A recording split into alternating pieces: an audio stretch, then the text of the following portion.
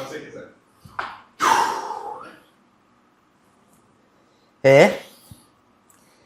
Quem vê close não vê corre, não. Hoje eu tô aqui nesse teatro maravilhoso, com a luz maravilhosa, com um som maravilhoso, com um projetor de alta qualidade, tecnologia, uma equipe incrível. Mas as pessoas não imaginam o trabalho que foi chegar até aqui.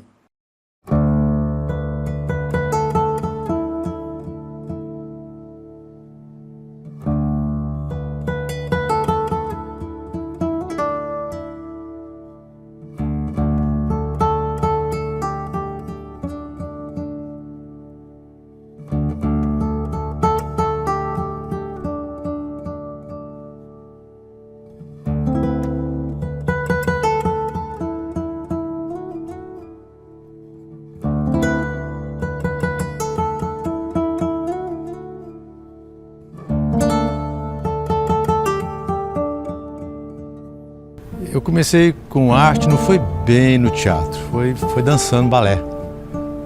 Quando eu cheguei aqui em Patinga, com 23 anos.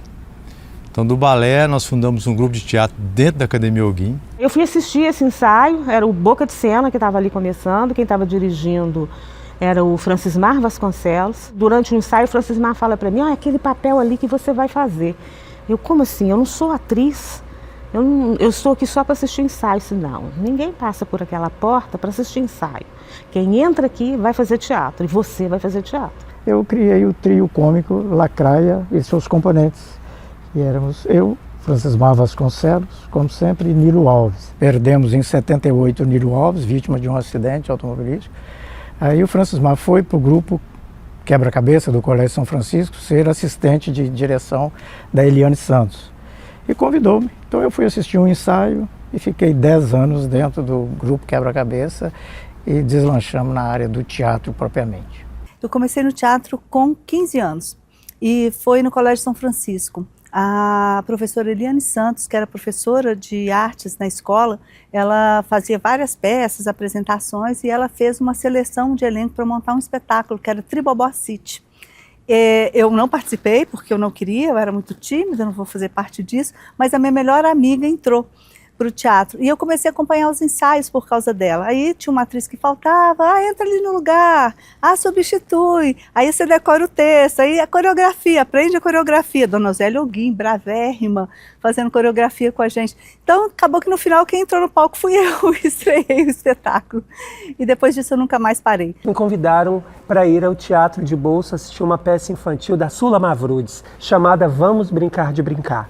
E depois de assistir aquela peça naquele sábado pela manhã, eu descobri que todos os sábados tinha uma reunião de grupo de teatro ali. E que os grupos de teatro se reuniam ali na Proc para falar sobre o movimento, para falar sobre os festivais. O que eu fiz? Na segunda-feira eu já estava lá perturbando Marilda Lira. O Start parte desse momento ali do Rediteia, que era um projeto do Grupo Farroupilha em parceria com a Companhia Cômica, lá de Belo Horizonte. E aí, os artistas da Cômica faziam residência dentro do Grupo Farroupilha, convidavam os artistas daqui, para estar participando. E aí, depois, um diretor local, no caso foi a Claudiane, fazia a direção desse espetáculo, isso lá em 2008. A escola que eu estudava, especificamente, teve o teatro como um grande mote. E foi uma época que o Augusto Boal, que é a pessoa que sistematizou o teatro do oprimido, ele veio para o Vale do Aço, ele começou a trazer situações diferenciadas dentro do contexto educacional. Eu sou usuária de algumas situações psiquiátricas e na escola isso era um caos. E o projeto do Teatro do Oprimido me trouxe à luz para várias coisas, inclusive que a debilidade podia ser um superpoder, como no teatro conseguiram conduzir coisas. No início do 7 de outubro, por exemplo, teve várias situações de encenação que eu não participava. E o Zé até brincava assim, Zé Lopes, no teatro tem gente que é boa de cenário, você não precisa só fazer atuação. Então eu não conseguia cantar, não conseguia falar, porque eram várias questões ali dentro de mim para poder dar conta. Eu ficava ali no entorno o tempo inteiro, participava, me sentia parte do elenco, E aí as pessoas disseram para mim, dessa vez você vai participar.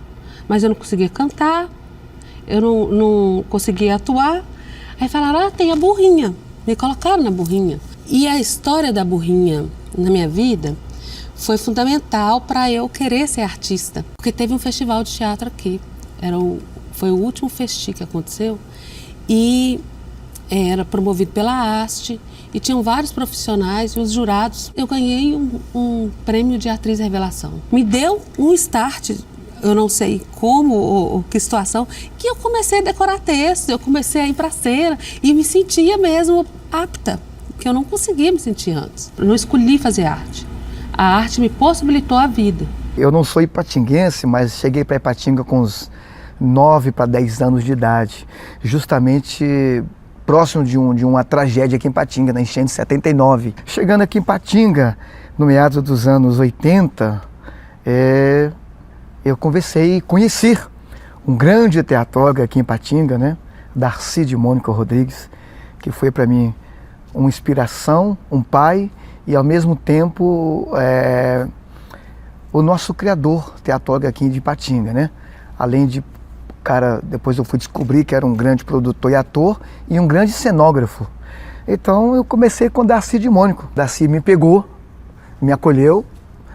Eu posso dizer que eu fui adotado por ele. Eu era um rapaz de poucas condições, morava numa favelona aqui na Rua do Buraco, vítima de um enchente em 79, e ele ajudou a mim, minha família, meus irmãos, e me viu em mim um talento nato que a gente traz isso de nascença, né? Daí veio Renda Brejolândia, depois eu fiz uma peça já adulto chamada Navalha na Carne, de Plínio Marcos, Os Sete Gatinhos, que é uma peça de Nelson Rodrigues, que eu fiz com ele também, Rapaz da Banda, entre tantas outras que agora não estou me lembrando, mas é falando de Darcy, esse cara, Darcy de Mônaco, esse cara que deu para nós esse rampejo aí de acreditar na gente, né? A primeira peça, acho que de teatro assim, mais oficial que eu assisti mesmo foi com o Darcy. A gente acompanhava o Darcy, ele tinha um teatro que funcionava lá no Bom Retiro, lá no Colégio Padre Cícero. Tinha uma salinha ali, eu fui lá ver uma peça do Darcy, não lembro o nome da peça, e lá eu conheci ele, logo a gente estava conversando, e aí ele fez parte da Associação Pro Cultura, que nasceu logo no ano seguinte, o Zé Lopes, Darcy, João André Tenuta, Célia Arruda, Wanda Silveira, e foi crescendo. O Darcy eu conheci nos festivais de teatro, porque aqui tinha uma entidade chamada AST, né? Associação Teatral de Ipatinga. E a AST, ela realizava vários festivais de teatro. Realizava esses festivais lá na Academia Huguim.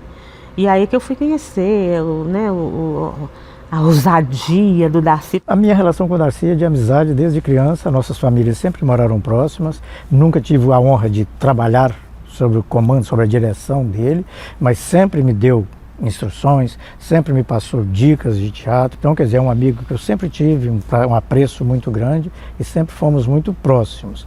E a peça que ele fez, o meu trabalho, No Reino da Brejolândia, que era uma sátira sobre o governo do Collor, que foi apresentado pelo grupo Cleidiácones, com o cenário de Darcy de Mônaco, que foi um cenário fantástico. O Darcy, eu falo que ele era o cara, professor Pardal do cenário.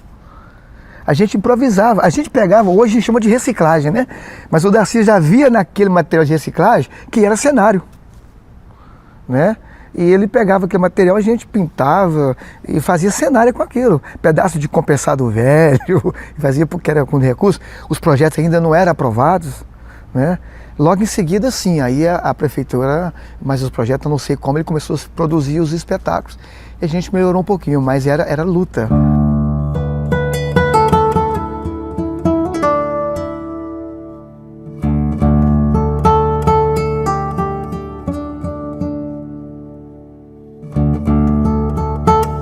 Eu comecei a trabalhar com Darcy e com Adão, que são pessoas, Darcy, altamente próspero e profissional, foi um grande mestre de todos nós, e o Adão de Faria, que sempre foi a PROC, na verdade. O Adão e o André entraram para a diretoria da PROC e eu fui junto, né, porque a gente fazia tudo muito junto, né, turma do Boca de Cena, e eu virei diretora financeira da entidade. Eu fiz um espetáculo sob a direção do Adão, com iluminação do Ricardo, ainda com uma atriz baiana, minha amiga, e aí a partir desse contato eles me convidaram para vir trabalhar com eles na APROC. Eu fui convidado para fazer parte da Associação Procultura, que era um sonho do Walter Brink, do André Tenuta, montar um núcleo ativo de ativação da arte e cultura no Vale do Aço, mas que tinha que ter grupos de apoio para que a Associação Procultura se movimentasse.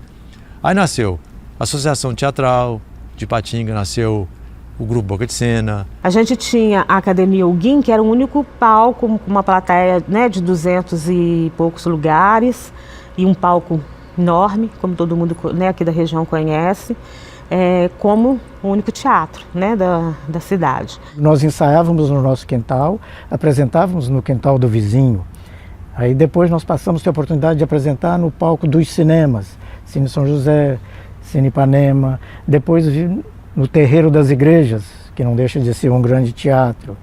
Depois veio o Ataí, que é a Associação de Teatro Amador de Ipatinga, que era um teatrozinho minúsculo numa sala do Colégio Padre Cícero, ali onde fizemos Chorriso, fizemos a História do Juiz, apresentada ali naquele teatro. Depois do Ataí, depois do sindicato, tivemos o prazer de fazer na Academia Huguim. Ali nós fizemos A Última Esperança, foi apresentado lá em 1980, né? A Última Esperança, 82, Tribobocite, e o Festivo. Os primeiros festivais de teatro de Ipatinga foram na Academia Huguim, com o fosso lotado, a plateia lotada, tudo acontecia ali na Academia Huguim. E a Dona Zélia abarcava esse povo, toda essa carência que tinha do teatro, da dança. E a Academia Huguim sempre teve, mesmo nos piores momentos, confabulando comigo, discutindo, a gente sempre esteve muito próximo.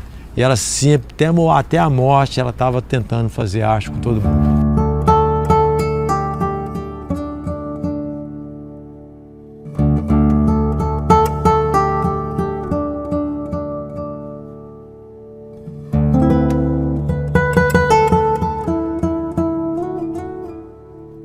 E se nós formos falar, Gustavo, de Vale do Aço, nós vamos pegar a Casa de Cultura, nós vamos pegar aí as primeiras montagens aí, o Alto da Compadecida, Carlos Vieira, Dr. Carlos Vieira, Manuelita Lustosa, Ricardo Maia. Tinha um movimento já sólido aqui, né, que era da Casa de Cultura, com o Ricardo Maia, o próprio Darcy já fazia parte, o próprio Guarnieri estava em torno da Casa de Cultura, que era um espaço que tinha ali no Caladinho.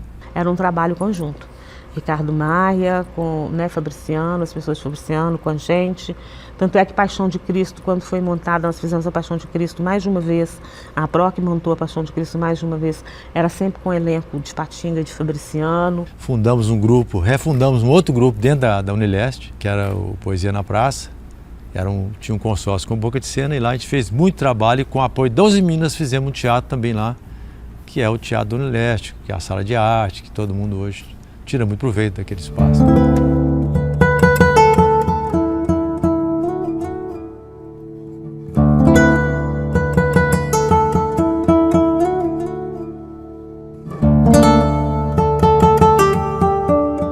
O meu orgulho de ter trabalhado com tantas pessoas profissionais que hoje também contam a história do teatro no Vale do Aço, eu pude ter isso através do Guarnieri. Porque o Guarnieri, ele sempre foi uma pessoa de coletividade. O Guarnieri trabalhou com a Claudinha Nunes. Você conheceu a Claudinha Nunes? Claudinha Nunes fez com uma atriz excelente, fez com o Guarnieri O Mercador de Sonhos, que foi um dos primeiros espetáculos internacionais. O Guarnieri ele levou a Companhia Corpo de Prova no outro patamar. O Guarnieri levou a companhia para apresentar nos Estados Unidos, no Teatro Little Flags. Eu tenho essa gratidão imensa pelo Guarnieri, porque o Guarnieri ele recontou a história do teatro no Vale do Aço. A Companhia Corpo de Prova, ela estreou com um espetáculo chamado Jogo de Comprar, dentro de um festival de teatro. É uma companhia que nunca parou de atuar e eu conservo isso. Paralelo ao trabalho de Santinhas do Pauoco, a companhia ela trabalha também com repertório. E eu mantenho isso no repertório da Companhia Corpo de Prova. Nós fazemos Shakespeare, nós fazemos Carlos Drummond de Andrade nós fazemos repertório de teatro infantil. O Guarnieri, ele tem uma história muito bonita aqui no Vale do Aço, porque é através do Guarnieri que a gente também pôde realizar parcerias significativas com a Uzi Minas, que tanto promoveu e promove e apoia a arte e a cultura no Vale do Aço.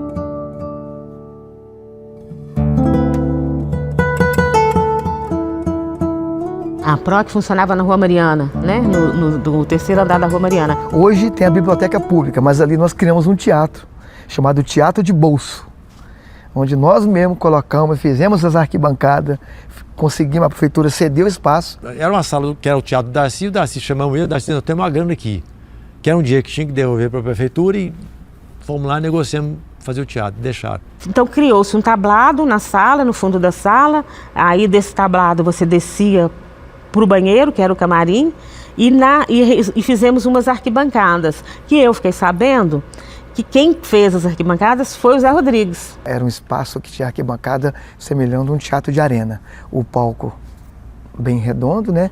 E as cadeiras laterais. 42 lugares, um palco madeirite, que cabia lá até 5 atores, razoável, um banheirinho muito apertado do lado, certo? E 2 ar-condicionados que faziam um barulho desgraçado, certo? Então, e uma bilheteria lá fora, no corredor, na subida ali. Hoje é a biblioteca, né?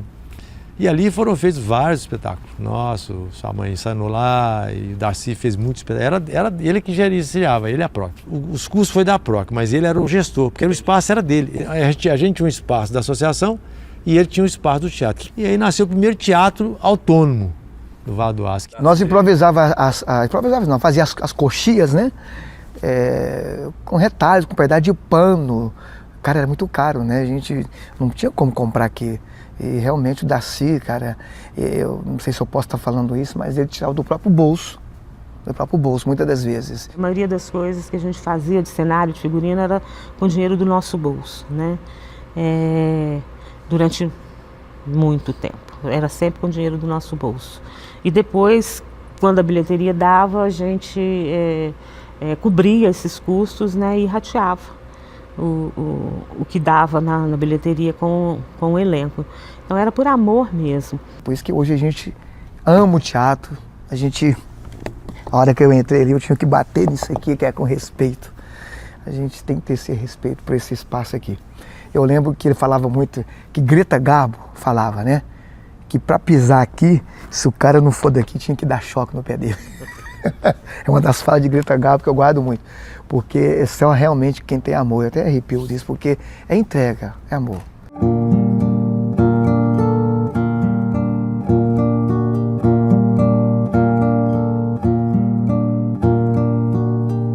Quando a gente pensa, por exemplo, no Otton, se você pensar a importância do Otton no teatro da cidade, é inevitável que você pense, que você não pense no teatro de comédia, na formação de público. O Otto e Didi faziam essa proposta de ir para as escolas. Que é de levar o teatro para a rua, de fazer esse movimento contrário, né, apresentando em praças, em escolas. Eu acho que só o Grupo Farroupilha naquela ocasião propunha essas coisas. E ia para as escolas, vendia o ingresso a R$ 1,99 e a gente improvisava coisas com temática da escola ou a gente levava alguma, mas sempre essa história assim mesmo do palhaço. Essas ações pedagógicas, elas são de extrema importância e eu acho que o teatro ele precisa vir exatamente assim, da base. É importante também, eu acho, na nossa trajetória enquanto Farroupilha, pensar quantos outros grupos saíram do nosso. E aí que vem e surge, né, o Coletivo Aberto. O nome, inclusive, vem de uma ideia de que a gente queria que a gente fosse um grupo, que a gente desse um nome, né, para o que a gente estava fazendo, mas que a gente tivesse a abertura de continuar trabalhando com os outros artistas, como a gente sempre fez, como era com Boca de Cena, como era com Casa Laboratório, com Farroupilha. Um grupo de teatro, ele não é só um grupo de teatro, ele faz parte da identidade dessa cidade. E a gente faz parte da identidade dessa cidade.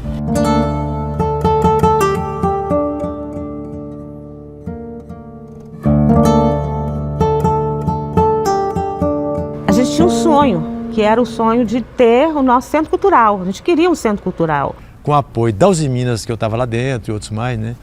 Com a força política do Rotary, que eram muitos parceiros nossos, nasceu o Movimento Teatro Já. Fizemos rifa, fizemos uma série de passeatas na cidade, clamando por um teatro. Criamos uma fundação, Fundação Marina Santos. Enquanto isso, a equipe de engenheiros da Uzi Minas fez o projeto. E desse sonho comprado pela Uzi Minas, no caso era o Dr. Rinaldo, que realmente era um cara que vestia a camisa conosco, ia à luta, vendia bilhete e tal, e aí houve uma chance de fazer um espaço que a gente já estava movimentando para fazer lá no centro de Patinga, no contingente.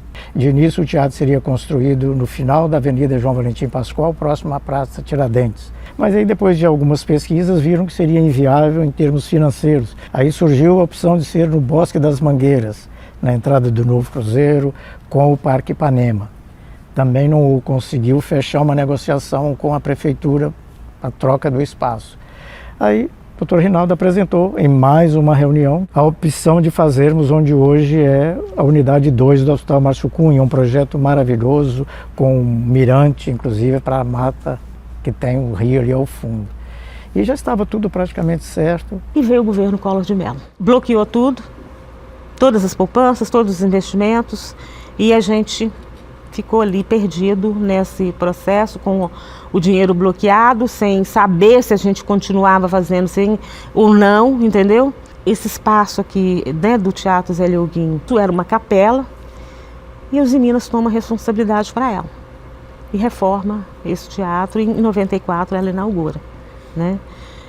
Então era o nosso sonho já realizado, né, dentro com um espaço, um teatro bem equipado de 206 lugares. Para a gente era uma coisa fantástica, porque nós sabíamos que aquilo era cria nossa, que nós impulsionamos, que nós ajudamos. Em 95, nós apresentamos um projeto na Lei Federal de Incentivo à Cultura, tinha acabado de surgir a Lei de Incentivo. Então, em 95, a gente consegue aprovar um projeto e consegue o primeiro patrocínio da Uzi Minas. Esse projeto possibilitava a gente desenvolver várias coisas. Então, a gente ocupou o Zélia, porque a gente não deixava esse espaço fechar. Todo mês tinha evento, todo mês, todo final de semana tinha evento. E o público acompanhava a gente. O movimento já estava com a maturidade de sustentar. Hoje você chega aqui fazer teatro, tem plateia. O pessoal veio do Rio de São Paulo, vem cá, pô, mas que é isso? Que lugar é esse? Assusta. E então o Zé Leoguim ficou pequeno. 206 lugares era pouco para poder atender a demanda da vontade do público de consumir a arte. A gente mostrou para os Minas, né, que nós tínhamos potencial. Todo mundo, todos os grupos envolvidos, todo mundo. Nós ocupamos esse lugar. Aí Rinaldo, ao ganhar a presidência dos Minas, ele conseguiu jogar num projeto a confecção do teatro, que era para ser no Bom Retiro, acabou vindo para cá por causa do shopping. Ele amarrou uma coisa na outra para sair, e saiu. Um belo dia, um produtor aqui da cidade, o nome dele é Atílio Caratiero, ele resolve fazer um recital de piano lá no foyer do teatro, do Centro Cultural. Só tinha se inaugurado a galeria. O teatro ainda era buraco, né? A gente fala assim, o teatro ainda era buraco. E foi produzido um recital de piano lá com 400 pessoas. Tá?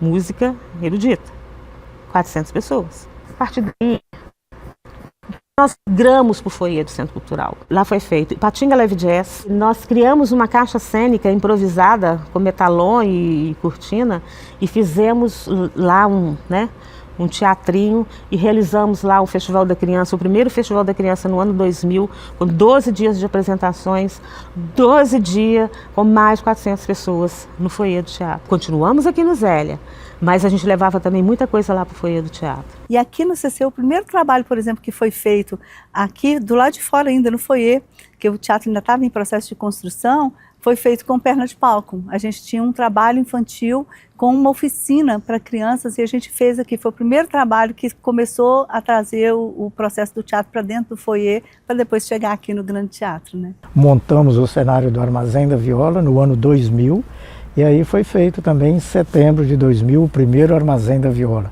onde a gente sempre avisava, atrás desse tapume está sendo construído um dos melhores teatros de Minas Gerais, ou se não do Brasil, vocês vão ver. Aí, a partir da inauguração, aí foi é o sonho concretizado, né, da gente ter um centro cultural. Então hoje a gente tem 2 grandes equipamentos bem equipados.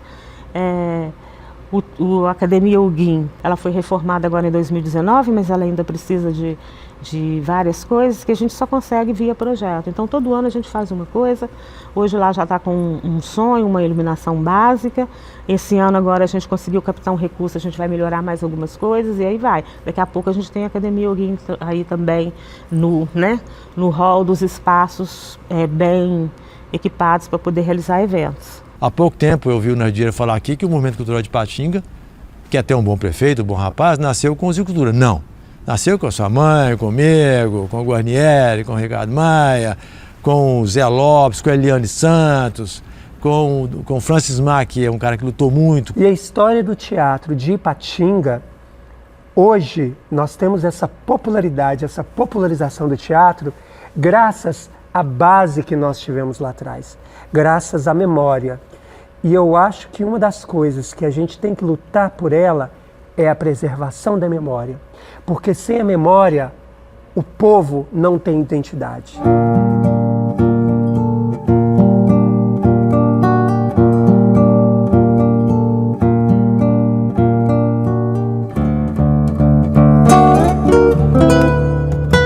Eu acho que essa geração que está chegando agora é uma geração que precisa olhar para trás. Porque a conquista dos anos 80, 90 está aí, que é os equipamentos. Nós temos mais de quase 3 mil lugares no Vale do Aço. É graças a essa briga nossa no passado. É graças a esses artistas que, mesmo sem a lei de incentivo, resistiram, brigaram por um espaço cultural, um movimento cultural que fosse aberto, coletivo, democrático, que a gente pudesse trazer os bairros da periferia a se juntar a gente, ver o que realmente é teatro e ver o que realmente, o que nós estávamos preparando, que era um movimento profissional, artístico e ímpar para a comunidade dessa cidade. O futuro, ele vislumbra cada vez mais como muito eu, cada vez mais solo, cada vez mais edital, cada vez mais como fundante, como prioridade. E talvez, se a gente se olhasse e a gente conseguisse colaborar mais entre nós, fosse, no meu ponto de vista, um lugar mais rico, mais afetuoso. Não basta conhecer o passado, é preciso compreendê-lo. Passado não é aquilo que passa, passado é aquilo que fica do que passou. O teatro é eterno, ele tem essa coisa que transcende épocas, gerações. Mas como que a gente continua também falando e passando e perpetuando o nosso modo de fazer, sabe? A arte aqui nessa região. Eu sempre quero acreditar que dias melhores virão, sabe? Porque por mais que as instituições e as pessoas desinformadas tentam jogar a gente no chão, eles às vezes até conseguem, mas a gente sempre se ergue. E um dando a mão para o outro. Aqueles que foram merecem todo o nosso amor e respeito. Eu não entro aqui, em qualquer palco até hoje, sem agraciar primeiro Deus na nossa vida, Ele que rege tudo na nossa vida, nosso Pai, mas essas pessoas. Quando a cortina fechar, parceiro, acabou. Aí já era. Mas acabou para quem foi, um pouquinho. Mas a cortina abre para trazer de volta essas pessoas que tanto lutaram, que tanto batalharam, para que naquela época, nos anos 80, 90, aqui em Ipatinga, a dificuldade de se fazer teatro, a dificuldade de mostrar arte, ainda num pouquinho da censura, tem peças que talvez não poderiam ser contadas, né? Mas eles lutaram. E eu só tenho a agradecer a vocês.